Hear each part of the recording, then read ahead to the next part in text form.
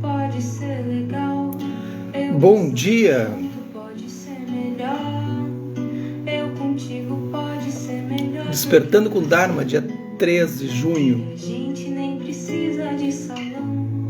É feriado aqui. 2 ou 3 em 3, talvez. Uma hora a gente. Bom dia, Rosana. Oi, Isis. Rosali, tudo bem? Oi, Cris. Já te peço Oi, Rosa. Bom dia, Isis. Logo te respondo tua pergunta. Vou responder curtinha, porque ela é um pouco longa. Bom dia, Mauro. Oi, Laura. Tudo bem? Começamos com nossa conversa com Yas Esperanza. Oi, Ju. Tudo bem? Ana Tereza. Bom dia, Rúbia. Tudo bem? Oi, Fabiola.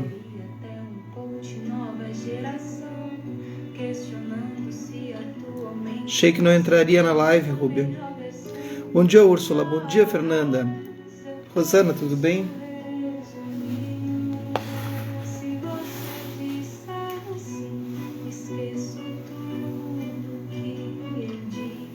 Essa musiquinha é bem bonitinha, né? Yas Esperança. Essas novas MPBs, assim. Isso é a nossa conversa. Oi, Lucilena, tudo bem? Eu chegando junto pode ser melhor. Bonitinha. Contigo é bem melhor do que chegando. Bem bonitinho. Então é isso, vamos lá. Oi, Silvia. E se acaso eu errar o teu portão, deixa a porta aberta pra eu entrar. Bem bonitinha. Então, vamos lá para o nosso treinamento, todo dia, um treinamento. E a gente erra e continua. O mundo poderia ser diferente. Imaginação e o Caminho do Bodhisattva com Norman Fischer, por Norman Fischer, com a editora Luz da Letra. E eu já vou lembrando das nossas tarefas. Eu quero ver quem fez. Nós temos 2 tarefas, porque eu tenho os gatilhos, assim. Uma a Cris vai nos lembrar aí, né, Cris? Eu não consigo olhar aqui agora, mas não sei como nós vamos fazer. Não, até consigo, poderia olhar no livro. Vocês lembram que quinta-feira passada a gente combinou que vocês iriam olhar. Enquanto eu procuro aqui, lembram da borrachinha de ontem? Vocês fizeram cada vez que reclamavam? Quem fez? Quem conseguiu prestar atenção ontem nas reclamações? Bota a mãozinha aí enquanto eu procuro. Quem prestou atenção? Aqui.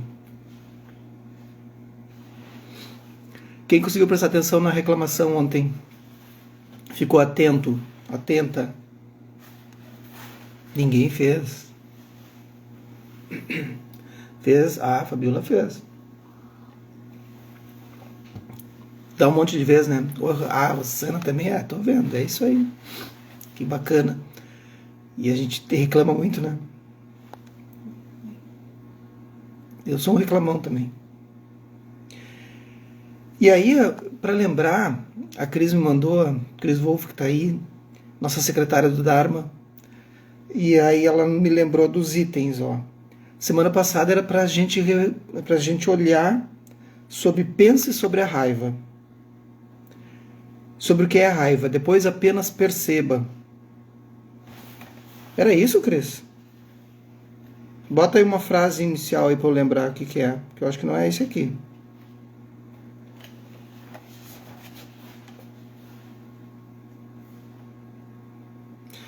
Eu já sei que a Gorete, 6 da manhã, já tá e ela disse que não era para falar isso. Não fala. Não fica fazendo bullying comigo. A Gorete, 6 da manhã, já tá na academia. E aí aquela coisa, né? Tá, depois eu olho isso aqui. Ela 6 da manhã já tá na academia, gente. Aí ela fica fazendo os aparelhos. Ela fica fazendo os aparelhos e ouvindo Dharma. Isso aqui é motivação, vocês viram? Isso é bonito. Tá, Gorete, não contei pro pessoal, tu nem ouviu, né? Tá vendo? Mas é bacana de ouvir isso. Por quê? Porque oportunidade se gera, né, gente? Oportunidade a gente vai gerando ao longo do tempo. Ah, não pode, eu tô na academia, tô fazendo não sei o quê. Tô ouvindo. Ah, hoje é feriado, vai mais tarde, 8 horas, tá bem. Não, então não precisa. Então, alegre empenho em todas as condições, página 146, vamos continuar.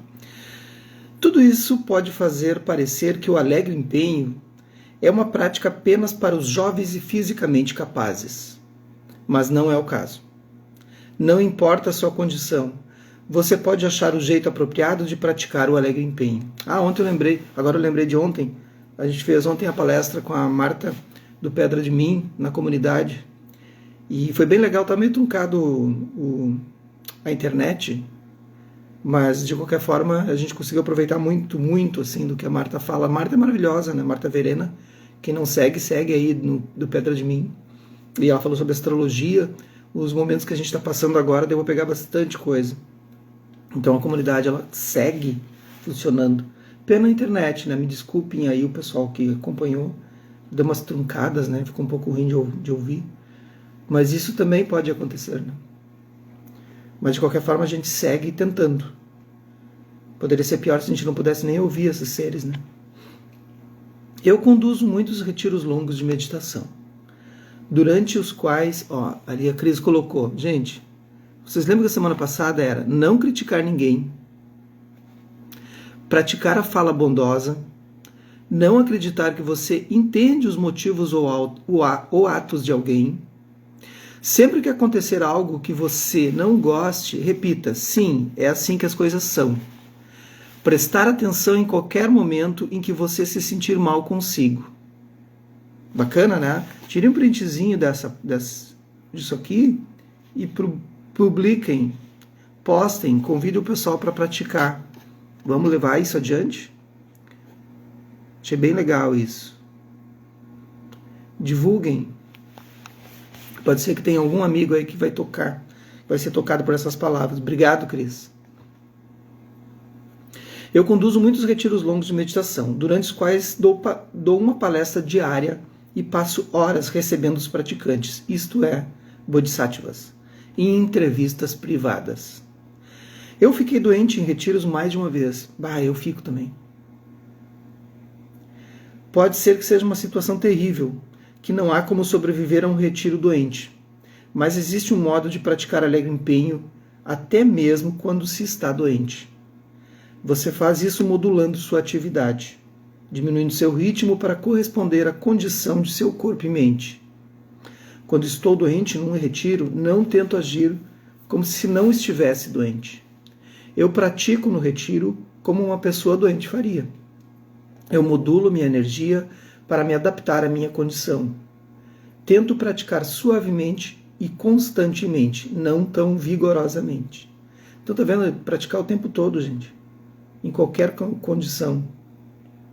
Tanto não gastar tempo desejando outra condição. Apenas vivo na condição em que me encontro. Foco mais em apenas fazer uma coisa.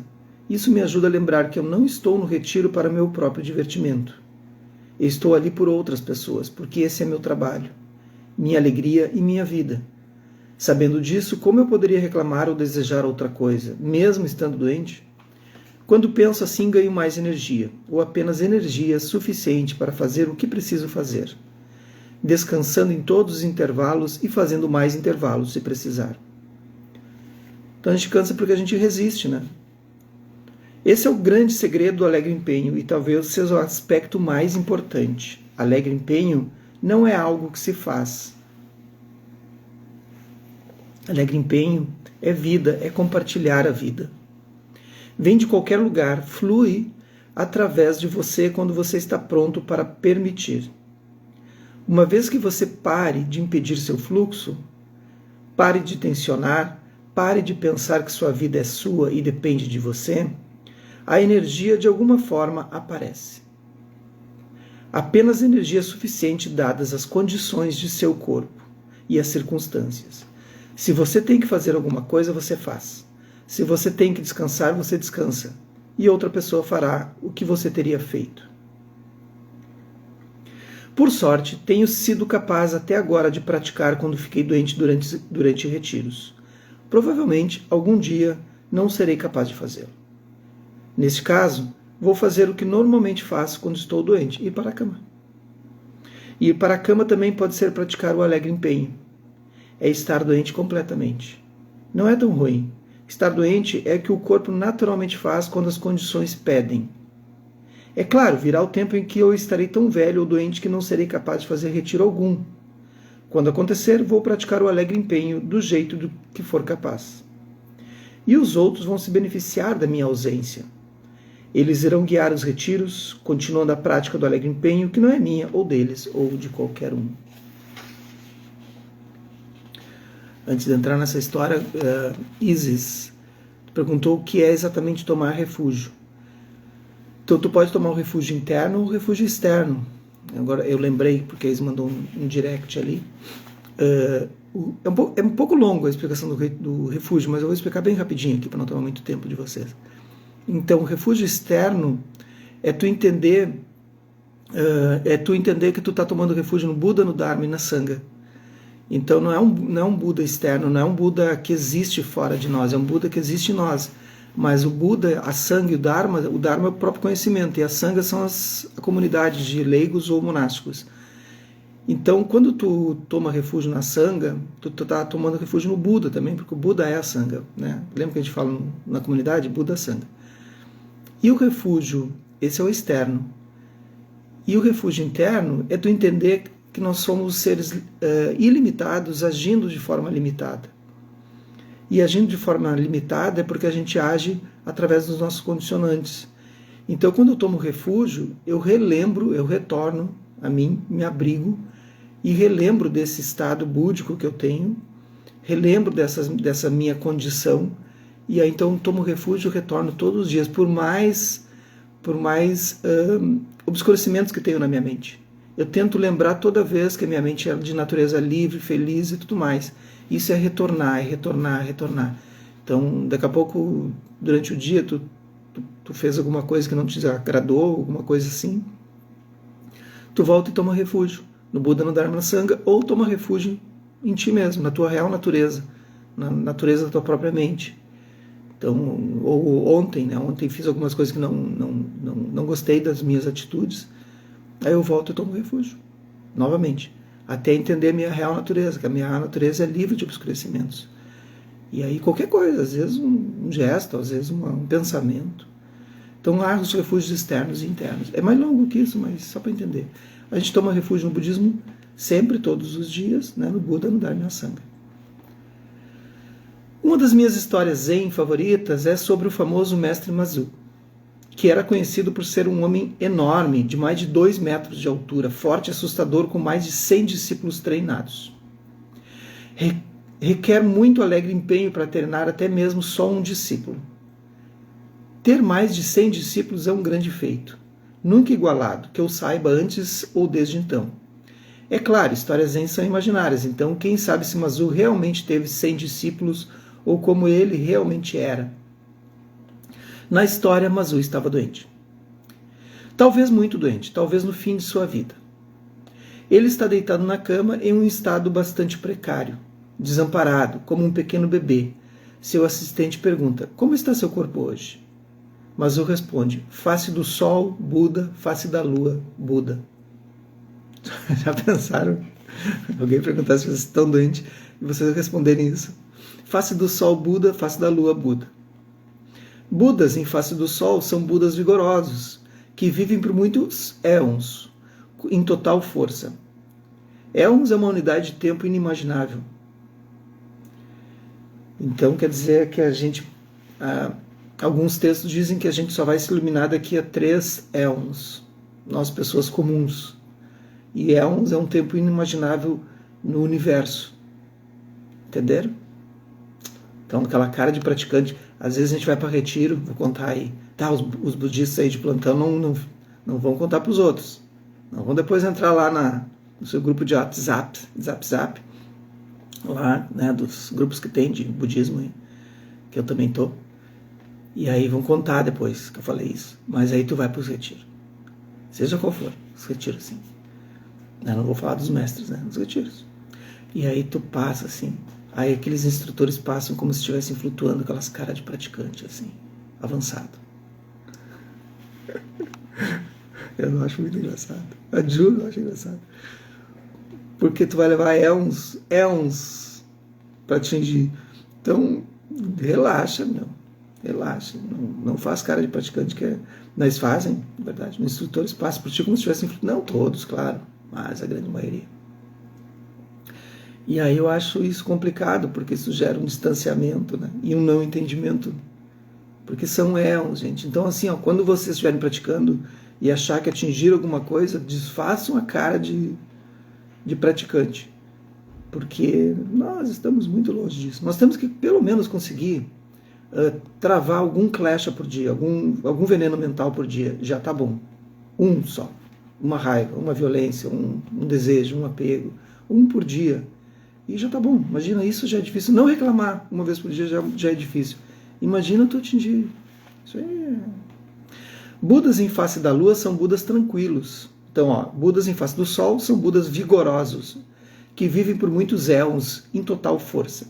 Budas em face da lua são Budas tranquilos, quietos, que vivem por um dia e uma noite. Então é legal, né? Face do sol Buda, face da lua Buda, tanto vigoroso quanto tranquilo. Mas o está dizendo, sim, estou um destroço, mas sou um destroço de Buda. Bah, que resposta, gente. Baita resposta. Tão vigoroso e tranquilo. Baita resposta. Qualquer que seja a condição em que me encontre, é a condição perfeita. Em qualquer condição, tenho o que preciso para praticar o alegre empenho, para ser um bodhisattva na forma apropriada e no estilo adequado à situação. Em qualquer que seja a condição que eu me encontre. E a gente, né, o que acontece quando acontece alguma coisa, a gente já quer voltar ao estado anterior, né? Nossa grande professora zen contemporânea, Maureen Stewart, é a protagonista de uma história bem parecida. Anos atrás, ela foi diagnosticada com um câncer de fígado incurável. Ela ainda era uma mulher relativamente jovem, cheia de energia e muitos alunos para cuidar. Entre eles, minha mulher e eu. Ela deu um ensinamento no qual diz com grande vigor: eu não estou doente. Todos ficaram chateados. A grande mestre Zen em completa negação. Finalmente alguém a confrontou. Maureen disse: eu sei que tenho câncer. Eu sei que vou morrer logo. Mas eu não estou doente. Ela continuou a praticar o alegre empenho até o fim de sua vida. Pelo que eu saiba, ela ainda está praticando. Que bacana, né? Então, esses dois parágrafos aqui é um tapa. No final do capítulo, sobre alegre empenho, Shantideva tem uma imagem marcante. Assim como um retalho de algodão puro é balançado pelo vento, ele escreve, assim deveria um bodhisattva ser movido por sua prática de alegre empenho. Isso parece clamar por um esforço heróico extenuante, que você vê nos anúncios de bebidas esportivas, apresentados por atletas suados, tensos, com olhar determinado, usando ao máximo seus corpos e mentes. Ao contrário, o alegre empenho é fácil e suave, fluindo e vagando, como algodão indiano numa suave brisa. Para explorar ainda mais o alegre empenho, vamos pensar sobre alguns fatores chaves que estão intimamente conectados a ele: desejo, voto, integridade, coragem e esperança. O budismo, desejo. Vamos falar sobre o desejo? Quem aí sente desejo e o seu desejo aflora de uma maneira que perde a razão? Botem aí, para qualquer lado. Desejos físicos, desejos sensuais, sensoriais, sexuais, materiais, qualquer desejo. Quem tem desejos, esse desejo é o desejo Trishna. Aí tem um desejo Chanda. Os desejos têm classificações diferentes no budismo. Há um desejo Trishna e o desejo Chanda. Desejo Trishna é desejo fogo, sede. Trishna é sede. E Trishna é o fogo que queima tudo sem exceção, né? De forma geral, assim. E o desejo Chanda é esse desejo que vocês têm aqui, o desejo de entrar e fazer coisas saudáveis, de chegar aqui para ouvir o Dharma e tudo mais. Então os desejos são diferentes. Quem tem um desejo aí incontrolável aí, que sempre se perde, assim, tipo, aprontei de novo? Ninguém quer contar. Ninguém sente desejo por alguma coisa que depois, fiz de novo, tô preso de novo. Tá, santinhos? São bandos, estão tudo santo aqui nesse Despertando com Dharma, impressionante. Vontade de comer doce na TPM. É causado por alguma coisa. O budismo clássico tem uma visão obscurecida do prazer sensual e do desejo que está conectado a ele. Na formulação inicial da segunda nobre verdade, a causa do sofrimento é o desejo. Em interpretações posteriores, foi tomada como uma base do desejo. Sofremos porque desejamos prazer e coisas que não podemos ter, e nos agarramos a coisas prazerosas que não podemos manter. Queremos permanecer jovens, mas temos que envelhecer. Queremos viver, mas temos que morrer.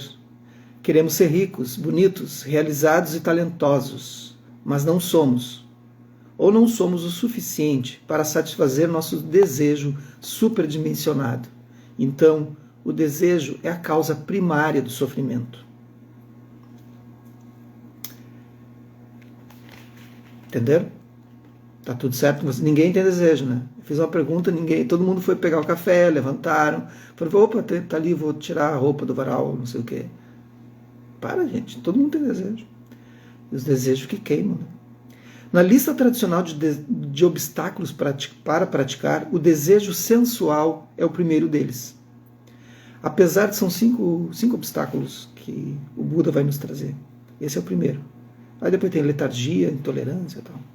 Apesar de o budismo ser famoso por ser o caminho do meio entre o asceticismo e a indulgência, as escrituras iniciais pelos padrões contemporâneos são um tanto desconfiadas do mundo e seus prazeres. A atitude inicial do budismo parece ser: se engaje no mundo, já que não há escolha, mas faça o mais cautelosamente possível, e cuidado.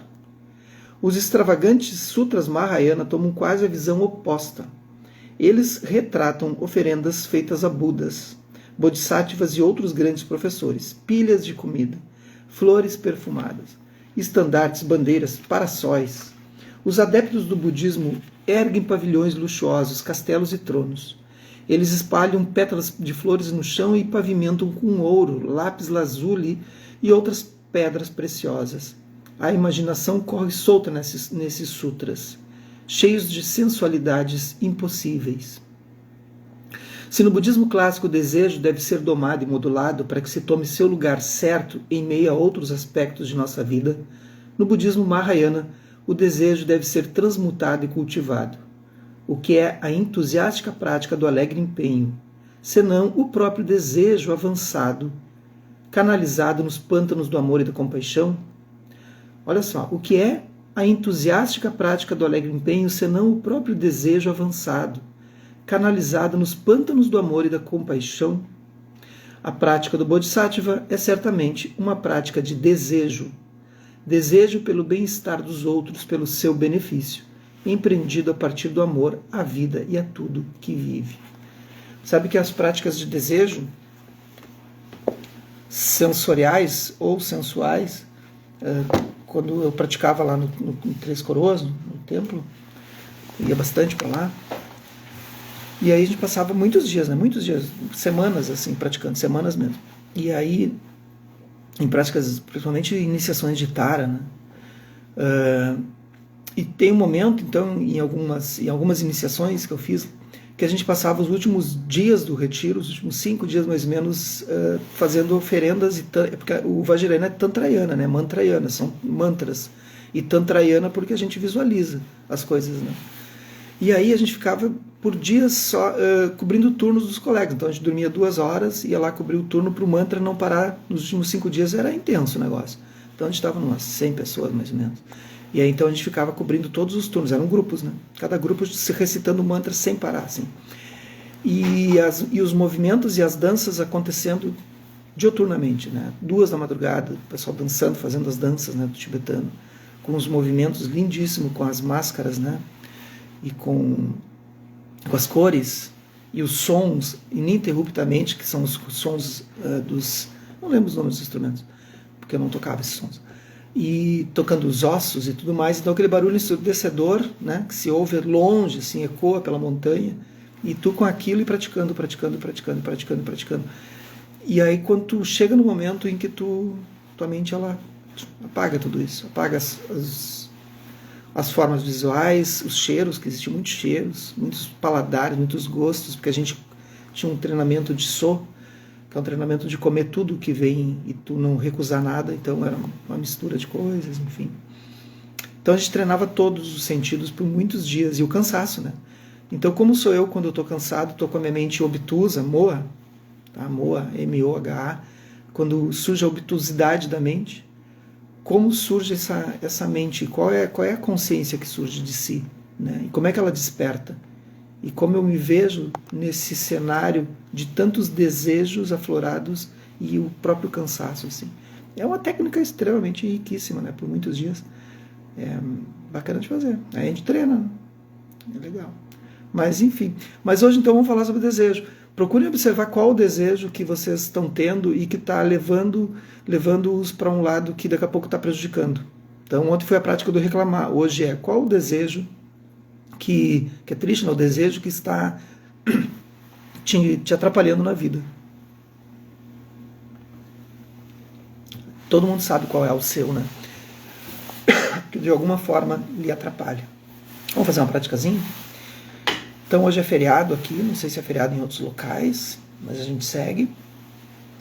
Então quem vai trabalhar logo mais, bom trabalho, e para nós, eu vou trabalhar de qualquer forma. Então vamos lá. Inspirem profundamente.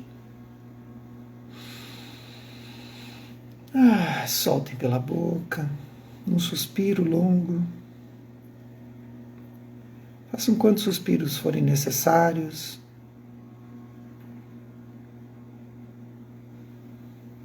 Acomodem seu corpo numa postura confortável, mas as costas eretas.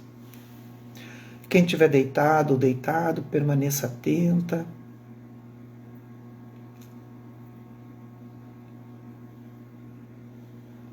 Relaxe seu corpo toda vez que expira.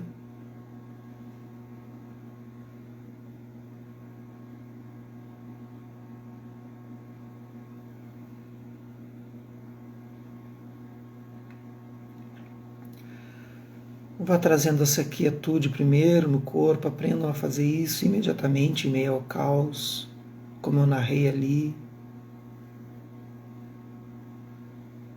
O caos externo, depois o caos da mente. Imediatamente, trazendo esse estado de quietude.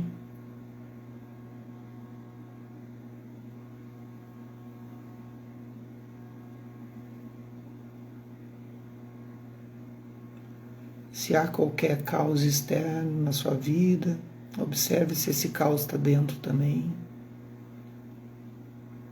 Se houver quietude na mente, fica mais fácil enfrentar.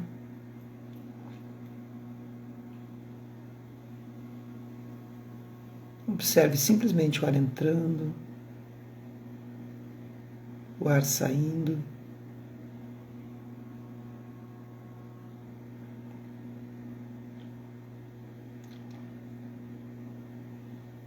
Observe se conseguem agora, já que estão com quietude no corpo e na mente. Observem qualquer sensação que surja no seu corpo ou na sua mente. Explorem se surge uma sensação de algum desejo.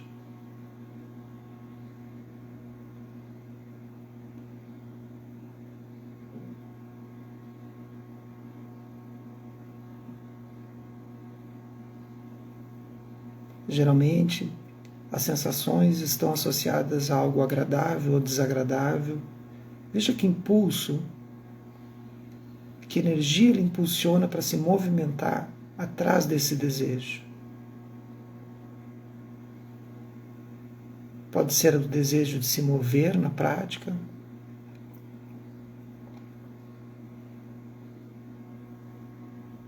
de afastar algo que está lhe incomodando. Observe as diferentes faces, as facetas do desejo. Todas elas são para alimentar este ego, este eu ilusório e impermanente.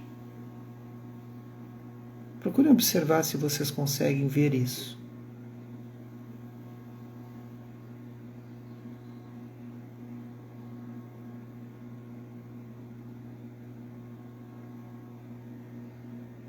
O desejo tem várias faces, dá para explorar uma a uma, mas primeiro é preciso reconhecer suas faces. Uma vez reconhecidas, vocês começam a examinar qual é o desejo bom, desejo ruim, desejo Trishna, que machuca os outros, ou desejo Chanda, que é saudável. Tentem treinar, mesmo com pouca explicação dessa prática, que ela é longa, extensa e completa, mas procurem observar por si só, sem conceitos. Treinem agora e treinem durante o seu dia. Que os méritos dessa prática e desse nosso encontro se expandam e toquem a todos, e que nós possamos nos tornar um caminho iluminado. Um bom dia para vocês e examinem os desejos. Até mais.